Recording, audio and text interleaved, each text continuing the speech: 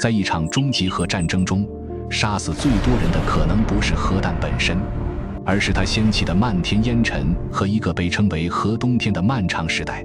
数千枚核弹在主要城市和工业区引爆，瞬间掀起吞噬一切的巨大火焰风暴。这些火焰就是世界末日的篝火，它们将数千万吨的烟尘粗暴地注入平流层，这等同于数百艘航母的质量被粗暴地抛入天空。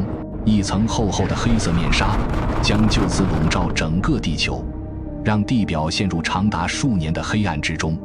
全球平均气温将骤降超过10摄氏度，在大陆的中心地带，气温的跌幅会恐怖得多。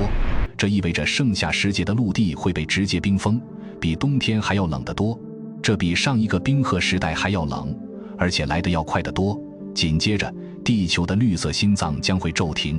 缺少阳光，植物的光合作用几乎完全停止，全球绝大部分的农作物将在短期内毁灭性的绝收。没有了植物这个生产者，整个食物链就此断裂。基本上，所有东西都得挨饿。而同样的命运也在海洋中上演。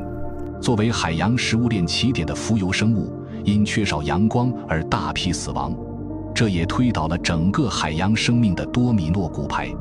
对于少数在大爆炸中活下来的人类，真正的绝望才刚刚开始。他们被迫玩一场无法退出的残酷游戏。